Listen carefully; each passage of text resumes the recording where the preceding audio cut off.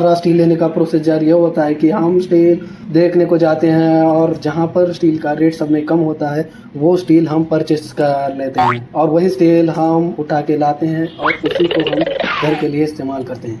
तो दोस्तों, क्या ये सही बात होती है? जब भी आप स्टील लेते हो ऐसे वक्त में आपको छोटी छोटी चीज़ें होती है जिसको आपको खास करके ध्यान रखना चाहिए, जिनसे कि जब भी आप स्टील लो ऐसे वक्त में क्वालिटी स्टील जो है आप परचेस करो, जिससे कि आपका घर जो है मजबूत बनेगा और सालों साल तक चलेगा।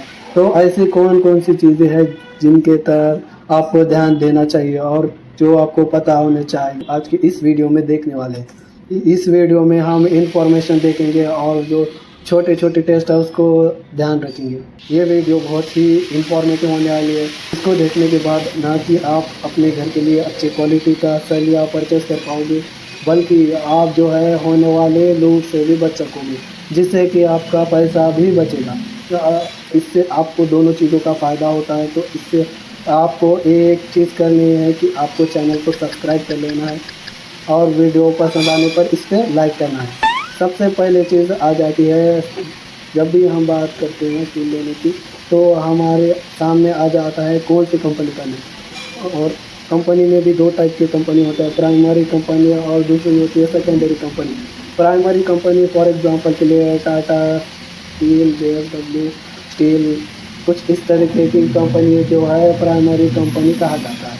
और सेकेंडरी कंपनी यानी जो लोकल ब्रांड्स अवेलेबल होते हैं उसको सेकेंडरी कंपनी कहा जाता है। जो प्राइमरी कंपनी होती है उसके जो स्टील बार होते हैं वो थोड़े से महंगे होते हैं सेकेंडरी कंपनी से। अगर हम बात करते हैं सेकेंडरी चीज़ की तो वो है स्टील के सेकेंडरी कंपनी से। अगर हम बात करते हैं स्टील के टाइप के, पहले स्टील जैसे कि शॉर्ट स्टील और उसके बाद आ जाता है TMT bar. TMT stand for thermo mechanically treated bar. Thermo mechanically treated bar जो होते हैं वो होते हैं अच्छे क्वालिटी के होते हैं, जिनका इस्तेमाल आप अपने घर के लिए कर सकते हो। अगर हम कोई घर बना रहे हैं तो हम कौन से MM का स्टील इस्तेमाल करते हैं?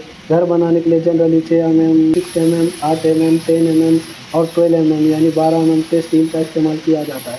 इससे बड़े भी स्टील भी होते हैं। उसके बाद हम तीसरा पॉइंट है कि आ जाता है कि हम बात करते हैं स्टील के ग्रेड की। इसमें आ जाता है Fe415, Fe500, Fe500D, Fe6 होता है, Fe550D हैं स्टील के ग्रेड। इस टाइप के जो है स्टील के ग्रेड होते हैं। ये जो हो गई स्टील के बारे में बेसिक जानकारी। जब भी आप स्टील बार लेने वाले हो तो आपको स्टील बार के ऊपर कुछ चीज़ें देख लेनी। सबसे पहले आपको देख लेना है कंपनी का नाम। जिस भी कंपनी का आप स्टील ले रहे हो उस कंपनी का उसका स्टील बार पे लिखा होना चाहिए। तो उसके TMT लिखा होना चाहिए।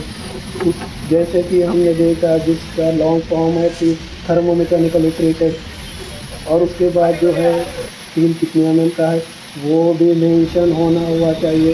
इनमें से सबसे इम्पोर्टेंट पार्ट जो कि हमेशा आप देखते हैं और भी चीज़ों के ऊपर वो होता है ISI मार्क। ये जो ISI मार्क है वो बहुत इम्पोर्टेंट है स्टील के ऊपर। ये सब इंफॉर्मेशन स्टील के ऊपर मेंशन होनी चाहिए। अगली चीज़ आपको देख लेनी है स्टील बार के ऊपर, उसके ऊपर जो है रिप्स होने चाहिए। यहाँ पर आप देख सकते हैं इस तरीके की जो रिप्स है वो स्टील बार पर होनी चाहिए। और एक इम्पॉर्टेंट पॉइंट यहाँ पर आ जाता है, जब भी आप स्टील बार लेते हैं उसका वेट निकालने के लिए एक सिंपल फार्मूला होता है। वह सिंपल फार्मूला होता है D²/162। इस फार्मूले की मदद से आप जान सकते हो कि आपका स्टील बार का वेट कितना है। इस फार्मूले का जिक्र मैंने इसलिए किया, इससे आपको आइडिया हो जाता है कि आपके स्टील बार का वेट कितना होता है। फॉर एग्जांपल के लिए अब हम प्रैक्टिकली देखते हैं कि 12 mm स्टील का जो बार होता है उसका वेट पूरा जो 40 फीट का जो बार होता है उसका वेट हो जाता है 10.5 kg के आसपास। उसका वेट बहुत ही कम है। फॉर एग्जांपल के लिए हम प्रैक्टिकली देखें, 12 mm स्टील का जो बार होता है उसका वेट, पूरा जो बार होता है 40 फीट का, उसका वेट आ जाता है 10.5 kg के आसपास। उससे हम टैली करके समझ सकते हैं कि उससे कम बहुत ज़्यादा या बहुत ज़्यादा कम वेट बाहर का नहीं होना चाहिए। ये टेंटेटिव आइडिया आने के लिए मैंने आपको ये चीज़ बताई है। आप जब भी स्टील बार को लेते हैं उसको एक बार बेंड कीजिए, उसके बाद वापस से सीधा कीजिए।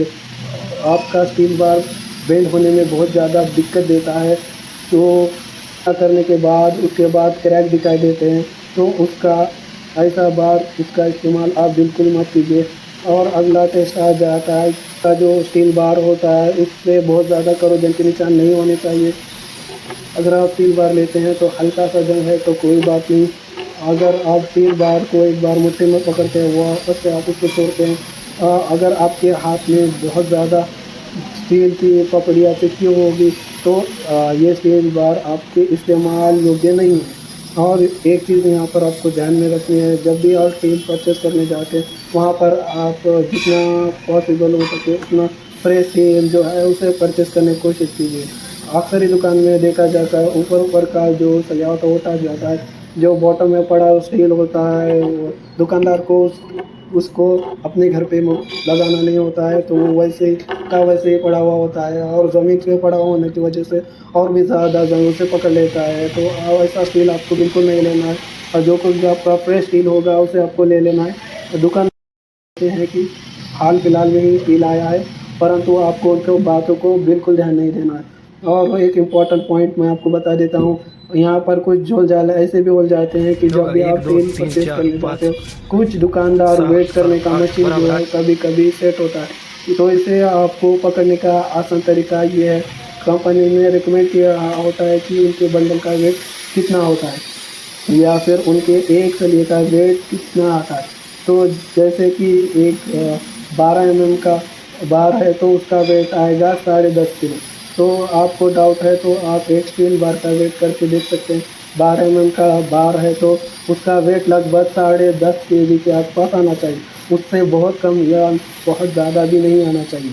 या फिर आप चलते चलते एक नज़र मार लेते हैं कि एक बंडल का वेट कितना आया है और कंपनी ने उसका वेट कितना रिकमेंड किया है, उससे आपको आइडिया आ जाता है कि उसके वजन करने की मशीन में क्या गड़बड़ा या नहीं, उसका चीज़ को आपको ध्यान देना चाहिए। तो ये चीज़ें बहुत जगह पे देखी जा चुकी है। ये वीडियो आपको बहुत अच्छी लगी हो तो इसे ज़रूर लाइक कीजिए, और कोई बात आपको अगर पूछनी है तो कमेंट बॉक्स में कमेंट कीजिए, और अभी तक अपने चैनल को सब्सक्राइब कीजिए। मिलते हैं हम अगले वीडियो में। धन्यवाद।